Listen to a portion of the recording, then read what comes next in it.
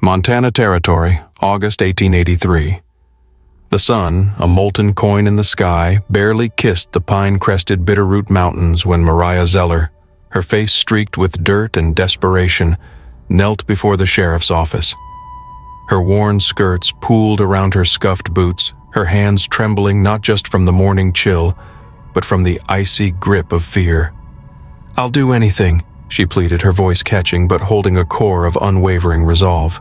"Just don't hang my brother." Sheriff Darden, a man whose gaze held the dull glint of indifference, merely chewed on a toothpick, assessing her like a broken-down mule offered as payment for a debt. "Miss Zeller, horse thieving is a hanging offense." "He was driven to it," she cried, tears welling. "We were starving. But I'll work. I'll scrub floors, cook meals, mend fences, whatever it takes." Darden's gaze drifted past her to the rough-hewn jailhouse where 17-year-old Nathan Zeller sat hunched over, a picture of despair.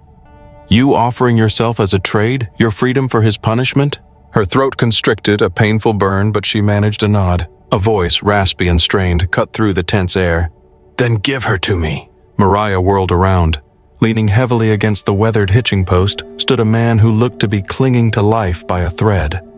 His dark coat was ripped and stained, blood blooming through the fabric at his side.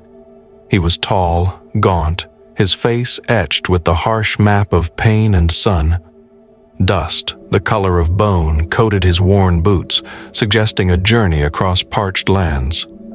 But it was the intensity in his eyes, a desperate plea mingled with an unspoken promise, that paralyzed her. It was as if he saw in her something worth fighting for, worth saving. "I'm expiring," he rasped, his voice like dry leaves skittering across stone. "And I want her with me. It's my dying wish." Sheriff Darden squinted at him, dubious. "Felton, you're already halfway to the grave." "Then hasten the process," Felton countered, his knees buckling, sending him crashing to the ground. "Let me breathe my last with her by my side." Mariah was transfixed, her heart hammering against her ribs. "I don't even know you."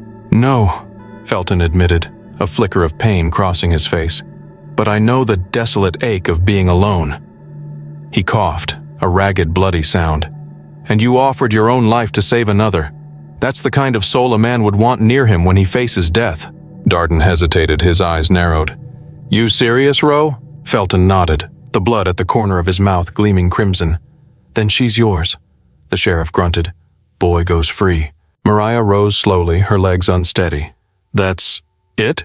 Darden shrugged, a gesture of callous indifference. "You bought your brother's life. Now you are his property." Felton succumbed to darkness before she could reach him. He awoke in an unfamiliar bed inside a modest cabin nestled on the fringes of the valley, the air thick with the scent of pine smoke and the pungent aroma of healing herbs. His chest was tightly wrapped, and a low hum resonated in the air. Mariah sat vigil by the hearth, her vibrant red hair cascading down her back, painstakingly mending a tear in his blood-stained coat. Her eyes flickered to him, holding a mixture of concern and quiet strength. "You are awake." He attempted to sit up, but a searing pain shot through his ribs. "Don't move," she instructed gently, setting aside the coat. "You've suffered a torn lung. The bullet was deep." He looked around, confusion clouding his gaze. "This your place?" "No, it belonged to an old trapper who owed my father a favor. He passed on. The cabin was abandoned." Felton frowned, a shadow of disbelief crossing his face. "Why didn't you simply leave me?" She poured water into a chipped tin cup and offered it to him. "Because you selflessly saved Nathan's life. I was barely conscious, yet you still took action." He took the cup, his fingers brushing hers. Her touch was surprisingly warm, undeniably real. "I assumed you were about to die," she confessed. "I believed I was," he admitted. "I still might be." "Well, you're not permitted to. I gave myself to you, remember? I refused to become a widow within a week." A smile, weak but genuine, tugged at his lips. "You possess remarkable courage." "Not truly," she demurred, merely weary of enduring loss. He drank slowly, his eyes fixed on her. "What will you undertake now?" "I remain uncertain," she admitted, "but I won't allow you to perish alone." Days drifted by with agonizing slowness. Felton spent the majority of his time submerged in sleep. Mariah, resourceful and determined, trapped rabbits and brewed herbal remedies gleaned from her father's forgotten books. She mended his tattered garments, diligently cleaned his wounds, and melted snow for water. He shared fragments of his life, riding cattle drives from Texas to Wyoming, losing his wife and children to a relentless fever in Kansas, the aimless wandering that followed. She listened intently, offering solace without probing. He, in turn, observed her when she believed him unconscious. By the 10th day, he managed to sit upright. By the 12th, he could cautiously walk to the door with her aid. They would sit together in the weak sun, observing the swaying trees. "Why did you do such a thing?" she inquired one afternoon. "Why did you request me?" His gaze met hers, his voice hushed. "I witnessed the way you regarded your brother, as if you were willing to unleash hell if it meant preserving his life. I needed that devotion near me, even if it was merely for a handful of days." Mariah swallowed hard, her throat tight with emotion. "You are no longer dying." "Perhaps not from the bullet," he countered, "but I remain incomplete." "You aren't required to be whole," she responded. "Neither am I." He reached for her hand, his calloused fingers enveloping hers. She allowed him to take it, finding unexpected solace in his touch. By the 3rd week, Felton had regained sufficient strength to chop wood. He proceeded slowly, carefully, but the power had returned. Mariah boiled potatoes and set snares for squirrels. They shared everything: sustenance, warmth, quiet moments. One evening, as snow cascaded heavily outside, she sat beside him on the floor, her head resting against his shoulder. "I feel as if I no longer belong to anyone," she whispered, her voice barely audible. Felton turned his head, his gaze soft. "You don't. You are free." "I don't desire to be." His eyes met hers, questioning. "What do you desire?" She lifted her gaze, meeting his with unwavering intensity. "You." He did not respond with a kiss. Instead, he simply drew her closer, enfolding her in his arms as if he had been anticipating that embrace his entire life. They remained thus until the fire ebbed low. In March, they ventured into town. Nathan was there, working at the blacksmith's forge. He rushed to her, embracing her tightly. Felton stood at the edge of the street, patiently awaiting her. "Is he good to you?" Nathan inquired, his voice laced with concern. "He surpasses goodness," Mariah affirmed. "He is the person I desire." Felton assisted her from the horse. "Are you certain about this?" She smiled, radiant and resolute. "I was confident the moment you asked for me." They exchanged vows beneath a towering cottonwood tree behind the chapel. The preacher's wife gifted Mariah a simple ribbon to secure her hair. Nathan stood beside Felton, offering his sister in marriage. Following a lingering, tender kiss, Felton's hands cupping her cheeks, he murmured, "You rescued me." She touched his chest above the scar. "You saved me first." "No," he whispered. "You were the vision I conjured before the embrace of death, and now I have the privilege of experiencing every day alongside you." They kissed again as the sun pierced through the clouds, and neither of them ever looked back. As late spring imbued the valley with vibrant hues, meltwater surged through the creeks, causing the river to swell below the ridge. Felton and Mariah moved with deliberate grace through their days, driven not by weakness, but by a quiet strength forged from near total loss. Felton embraced his responsibilities around the cabin with deliberate precision. He repaired the fence, split firewood, and approached his tasks with the unwavering patience of a man understanding that mending went far beyond the surface. Mariah planted early greens in the fertile patch behind the cabin, her hands delving deep into the earth. She no longer hummed, but the tight knots in her shoulders had loosened noticeably. One morning, Felton emerged from the woods with a burlap sack slung over his shoulder. He dropped it onto the floor, nudging it open with his boot. "Traded the trapper's antique musket for some seed potatoes," he announced, brushing sawdust from his coat, "and a pair of laying hens." Mariah knelt beside the bag, scrutinizing the sprouting eyes with a thoughtful nod. "You intend to remain here through the winter?" "I intend to remain here with you," he clarified, hanging his hat on the peg by the door. "If you'll permit me." She stood, wiping her hands on her apron. "You never directly asked me before." "You never appeared as if you required asking," he responded, then paused. "But I'll ask now. Do you desire this life with me? I want to create a haven that won't simply vanish with the initial hard frost." She stated, "I desire to awaken knowing whose face I'll see when I turn over. Therefore, yes, I desire this." They did not touch it at that moment. Their words carried sufficient weight. That week, Mariah began constructing a root cellar, and Felton assisted her. They delved into the hillside behind the cabin, the earth damp and heavy, their boots coated in mud. By midday, he observed her movements, her sleeves rolled up to the elbows, her hair restrained in a loose braid. She never faltered to catch her breath or voice a complaint, just continued digging as if the realization of their future depended on the depths of that pit. As evening descended, Mariah sat on the porch step, scraping dirt from under her nails. Felton handed her a tin cup of water and leaned against the doorframe. "Did your father instruct you to work with such intensity?" "He instructed me to interpret weather patterns, measure time utilizing shadows, and determine if a man is fabricating by assessing how he holds his jaw." Felton smiled slightly. "And what is your assessment of me?" She sipped her water, her eyes meeting his. "You don't fabricate. You bear too much to waste a single breath." He sat beside her. I spent so long silent I almost forgot how to speak. "You're doing admirably now." He nodded, gazing out across the tree line. "I have been contemplating erecting a smokehouse. If we complete the cellar, that should be next." Mariah drew her knees up, resting her chin on them. "Do you know how?"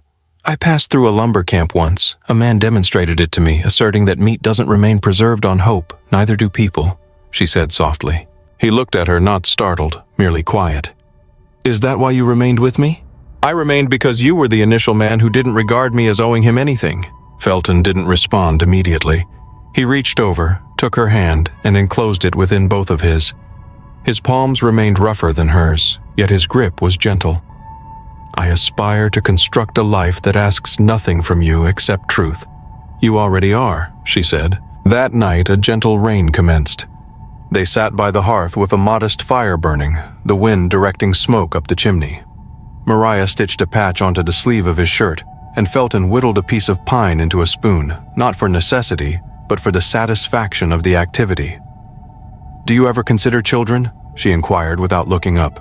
"I contemplate them every time I observe the way your hands cradle the smallest object as if it is significant," he replied. "I contemplate them when I perceive how you speak softly to entities that cannot respond." Mariah nodded once. "I would like to have some, not immediately but eventually." Felton set the half-carved spoon down. "Eventually sounds suitable." The following morning, they discovered a black bear had clawed at the chicken coop. The hens escaped unharmed, but the fence was torn. Felton tracked up the ridge, rifle in hand, while Mariah reinforced the post with rope and iron nails from the shed. Upon his return, he remained silent, merely placing the rifle by the door and washing the dirt from his hands in the basin. She didn't inquire, he didn't volunteer, but that night he remained awake longer than usual, listening to the wind and the crackle of old branches outside. Mariah pulled her quilt higher over both of them. "You are no longer alone," she said. He turned to her, his voice low. "I know, I simply forget sometimes." She pressed her hand against his chest. "Then I will remind you," and he permitted her to. By late June, the warmth had penetrated deep into the earth, the soil no longer clinging wet to their boots, and the creek behind the cabin had transitioned from its tumultuous spring rush to a steady murmur. Mariah arose before sunrise most days, her body adapting to the rhythm of chores she hadn't known she'd ever welcome. She found herself humming unconsciously, a low melody her mother once carried through the walls while folding linens. Felton had taken to walking the ridge after sunup, not to hunt, merely to watch the fog dissipate from the valley floor. He carried his rifle, but more often than not it remained slung over his shoulder. He moved more deliberately now, not due to pain, but from caution, as if the land itself had taught him to measure each step. One morning, Mariah was kneading dough when she heard the front latch lift. Felton stepped in, his hair damp with sweat, his hands empty. "There's a stranger camped 2 miles east, just past the bend where the cottonwoods lean. Mules hobbled unmarked." She wiped her hands and turned to him. "Did you speak to him?" "Not yet. The fire was cold, looked like he'd gone off walking." Mariah studied him. "Do you suspect he has trouble?" "Difficult to ascertain, but he is sleeping close enough to see our smoke." She dusted flour from her wrists. "If he approaches, do you wish for me to remain inside?" "No," Felton said. "If he approaches, I want you beside me." As dusk approached, the stranger arrived. He rode slowly, one hand raised in peace, the other resting on the horn of his saddle. He was older than Felton by a considerable margin, with a gray beard trimmed to his jaw and a weary expression as if he had survived far too many seasons. Felton stepped down from the porch. "Are you searching for something?" "Water," the man said, "and a name I have not heard in a decade. I considered that he might have come up this way." Mariah stood in the doorway watching. Felton remained motionless. "What name?" "Roe Felton does not answer." Mariah came down the steps, her gaze steady. "I heard he had died," the man said. "Gunshot near Missoula." "He did," Felton confirmed. "That identity is buried." The man nodded slowly. "Very well then. Are you thirsty, son?" Mariah inquired, surprising him. "Yes, ma'am." She stepped back into the cabin and returned with a tin cup. She passed it to Felton, who handed it over without a word. The man drank deeply. "Thank you," he said. "My name is Hugh Mercer. I used to ride cattle down through Cheyenne." Felton's jaw tightened. "I remember." Hugh looked down at the cup. "You were a boy then, quiet, skilled with a rope. That was long ago." He nodded. "I saw your name carved into a beam up at Fort Owen. Assumed you had persevered." Mariah stood beside Felton. "Whatever purpose you rode here with, leave it here." "I arrived with no purpose except to determine if he was alive," Hugh said, "and now I know." He returned the cup, turned his mule, and rode off without looking back. Felton stood watching until the man disappeared into the trees. Mariah didn't speak until they were inside, her voice low. "Did you know him?" "Yeah." She waited, her eyes imploring. "He was my mother's brother. Raised me after the fever took the others. Taught me every wrong thing a man can learn." Mariah didn't ask more. She dipped her cloth in cool water and wiped the flour from her forearms. "I had hoped he was dead," Felton admitted after a pause. "Sometimes I wished it." Mariah hung the cloth on its peg. "You are not that boy any longer." "I know," he said, "but he is partially responsible for creating me. I cannot pretend otherwise." "You are not required to pretend," she stated. "You simply need to persist in selecting the man you are now." That night, they did not speak further. She curled into him beneath the quilt, and he held her as if he had never known the warmth of another soul until her. The wind shifted outside, carrying the scent of dry sage and something else, a faint sweetness akin to the promise of a new morning. Felton rose first. He didn't disclose his destination, only that he would return before dark. Mariah stayed behind, mending the fence where the rails had loosened near the far pasture. The hens wandered nearby, pecking at beetles in the shade. By late afternoon, he returned with a bundle wrapped in canvas. He placed it on the table and peeled it back. Inside were leather tools, awls, and a fresh roll of hide. "I intend to make boots for you," he said. Mariah blinked. "I possess boots. They are nearly worn through. I possess sufficient skill for stitching. You merit superior treatment than cast-offs from the trapper's shed." She touched the roll of hide, her voice quiet. "No one has ever crafted anything specifically for me as a gift. I'm inept with words," he confessed, "but I'm able to shape things that last." She looked up at him, her eyes shining in the fading light. "Then create something that fits me." He did. Over the subsequent week, he worked by lamplight while she slept. He measured her feet meticulously, carving the pattern himself. Come Sunday, he slid the finished pair onto her feet as she sat on the porch step, the leather supple and strong. Mariah stood, took a few steps, then turned back to him. "They fit perfectly." "They were made for you," he said. She reached for his hand. "So is this life." And in the hush of that Montana dusk, with the hills behind them and the promise of a long summer stretching ahead, Felton kissed her slowly, thoughtfully, as if he comprehended for the first time what it meant to be claimed by something worth keeping. The first hard rain of July possessed a cautionary undertone, thick, straight drops hammering the roof and flattening the garden rows they had painstakingly cultivated. Mariah stood in the doorway, her arms folded across her chest, watching the dark clouds roll low over the ridgeline. Felton came in behind her, shrugging off his coat and shaking water from his sleeves. His boots left small puddles on the plank floor. "It will pass by morning," he predicted, reaching for the kettle. "Sky too bright behind it." Mariah didn't respond immediately. Her eyes were fixed on the bent stalks of corn, the way the wind pushed them flat. "I should have staked them deeper," she lamented. He set the kettle on the stove and turned toward her. "Then we will stake them deeper next time." She rubbed her hands together slowly. There might not be a next time for that patch. Felton stepped closer. You are not afraid of losing a row of corn? No, she said. I fear growing accustomed to having something, then witnessing it wash away. He waited, not pressing. The rain ticked harder against the windows. When I was a child, she continued, her voice softer now, my mother maintained a garden behind our house in Helena. Nothing grand, merely onions, carrots, a few herbs, but it was hers. She would hum while she worked, and I interpreted that to mean she was happy. She paused, her mouth tightening. Then one morning she left a loaf of bread on the table and walked out, never returned. Felton didn't speak. I told myself she simply walked into the hills and began anew elsewhere, but I believe she simply grew weary of waiting for life to become easier. He set a hand on her shoulder, firm. You are not her, he said. I know, she answered, but I still question if I possess her same flaw running through me. Felton's hand slipped down, catching hers. You stayed when you didn't have to, he said. That is not a flaw. That is the quality of someone who plants things even when the sky is full of storm. Outside, thunder rumbled deep and distant.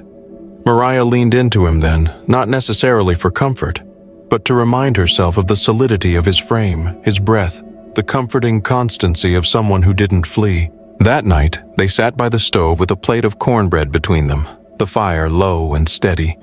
Felton turned a folded scrap of paper in his hands, smoothing the creases. What is that? Mariah asked. He passed it to her. I found it in the lining of my old coat when I was patching the seam. The writing was faded, the ink bled from rain or sweat. It was a list, names, dates, a few towns she didn't recognize. At the bottom, one word was underlined twice. June, what is it? She asked. Felton sat back, rubbing his thumb across his knee. My wife's sister. June was the only one left after the fever. I lost track of her when we moved north. This list encompasses all the locations I searched before I ceased. Mariah folded the paper again, slower this time. You wish to find her? I believed I did. Now I am uncertain. She handed it back. If she is out there, she warrants knowing you are alive. He nodded once. I will write to the post in Boise. If she is still utilizing her name, someone might know. They didn't speak more of it that night, but something settled between them, an unspoken agreement that whatever came next, it would come with both of them choosing it. By the time the rain cleared, the corn had straightened some, not entirely, but enough. Mariah knelt beside the stalks, pressing the soil firm around them with her palms. Felton watched her from the porch, arms crossed loosely, his eyes tracking the small, deliberate movements she made. Do you ever contemplate what we will become when we are older? She asked later as they walked back from the river with their boots damp and their hands full of wild mint. Felton looked at her sidelong. You mean besides slower? She smiled. I mean where we will be, what we will have built. He reflected for a moment. I envision a porch that doesn't creak, a roof that doesn't leak, a few more chairs at the table. Mariah nodded. And room for more than just us. He glanced at her, pausing. You mean children? If they come, she said, or just those who need a place to rest for a while. Felton reached out and tucked a strand of hair behind her ear, his fingers brushing her cheek. You would provide a fine haven for someone to land. She leaned into his touch. So would you. They stood there in the hush before evening, the air thick with the scent of pine and river water, and the wind lifting just enough to stir the mint in her hands. And for the first time in years, Felton didn't feel like someone on borrowed time. He felt like a man who'd come home. The letter arrived in late August, carried in a canvas satchel by a rail rider who stopped for coffee and a feed of oats. His horse was lean and twitchy, the kind that ran nervous in the mountains. But the man had kind eyes and a stitched scar across one cheek that made Mariah think of old battles not worth reliving. He handed Felton the envelope without a word, then tipped his hat and rode out again before the dust had settled. Felton turned the paper over in his hands, the seal broken from its journey. His thumb rested on the corner, hesitant. Mariah dried her hands on her apron. Would you like to read it alone? No, he said, voice even. I want you beside me. They sat at the table where they had eaten stew that first winter, and Felton unfolded the paper with a reverence. His eyes moved steadily across the lines. When he reached the bottom, he folded it again with the same slow patience and set it flat between them. She's in Oregon, he said, married to a man who works timber near the Columbia.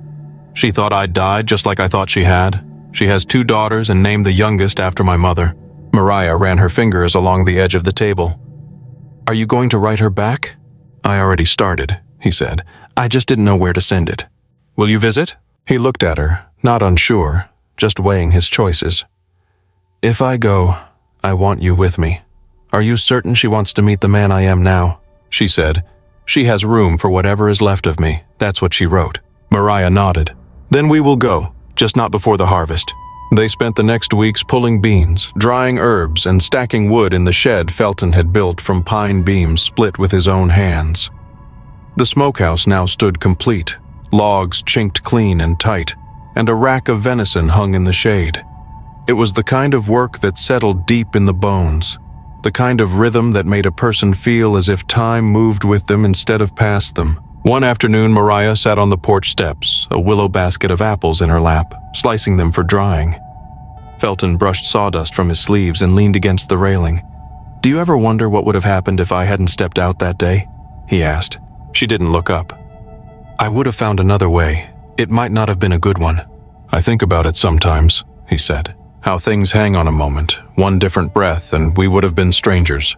Mariah laid another slice across the cloth. "We are not strangers now." "No," he said. "You're the only thing that has ever felt like coming home." She set the knife down and turned to look at him. "You are not just saying that because I make good bread?" He let out a laugh. "That is a bonus." That night, they lay beneath the quilt she had sewn from scraps of old shirts and flour sacks, their legs tangled, the window cracked just enough to let in the night air. Felton's hand rested on the curve of her hip. "Have you ever thought about naming this place?" she asked. He shifted slightly, thoughtful. "What would we call it?" She closed her eyes for a moment. "Something simple, nothing grand, just something that acknowledges that we stayed." Felton kissed the top of her shoulder. "Then we will call it Stillfield." The name settled between them, a quiet promise. They left for Oregon in early October, once the last of the squash had been pulled and the root cellar packed. Nathan rode up from town to stay through the winter, his hands calloused, his voice steady. He carried himself with the quiet pride of someone who had learned to stand upright in his own skin. "I will keep the hens fed," he told Mariah, tying down the coop door, "and I will fix the loose shutter if the wind kicks up." She hugged him close. "You will be all right here. I will be better knowing you are coming back." The journey west was long but clear. They rode together in a wagon lent by a neighbor, headed toward Spokane, and from there they took a riverboat south. The air turned wet and green as they reached the Columbia, trees taller than anything Mariah had ever seen, and moss hanging from branches like old lace. June lived in a small house tucked near the timber camp with a porch wrapped in ivy and 2 girls who ran barefoot through the damp grass. When she opened the door and saw Felton, her eyes filled with tears. She stepped forward and held him, her fingers curled tight in the back of his coat. "I thought I lost you," she whispered. "You didn't," he said. "I just took longer to come home." They stayed a week. Mariah helped June with the baking, taught the girls how to twist cord from nettle fiber, and listened to stories about Felton she had never heard, ones with laughter, ones that made him seem younger. For the first time since she had known him, Felton spoke of his past without flinching. On the 7th day, as they packed the wagon, June took Mariah's hand. "You are good for him," she said. "I see it in the way he stands beside you." Mariah smiled. "He is good for me too." They rode home with the wind at their backs, the mountains rising slow and familiar. As their cabin came into view, smoke curling from the chimney, Mariah felt something catch in her throat. Not fear, not doubt, just the weight of belonging. That night under the stars, they sat side by side on the porch, their fingers laced, the quiet enfolding them like wool. "I don't need anything more than this," Felton said. Mariah leaned her head against his shoulder. "Neither do I." They meant it, every word. The first snow came early that winter, crisp and dry. They spent their evenings by the fire, reading aloud from the books Nathan had left stacked by the hearth. Felton built a cradle from pine, though they didn't speak of why just yet. Mariah embroidered a single cotton blanket with tiny leaves and stitched it with the word "still" in small, careful letters. There was no rush. They had all the time they needed. Years later, when travelers passed through and asked how the place got its name, Mariah would smile and say, "Because we stayed. Because no matter what came, we didn't run." And Felton would nod, his hand resting on hers, the two of them weathered stronger than stone and still deeply in love. So that was Mariah and Felton's story, a tale of finding love and a haven amidst hardship, of choosing to stay and build something lasting instead of running from the past. It's a reminder that even after loss and pain, a beautiful, resilient life is possible, built on simple truths, devotion, and the courage to choose each other day after day. I'd love to hear your thoughts on this story. What resonated with you the most? What questions did it spark? Leave a comment down below. I always enjoy reading your insights and getting a conversation going. And if you enjoyed this journey with Mariah and Felton, be sure to subscribe so you don't miss out on future stories of love, resilience, and the human spirit. Thanks for watching.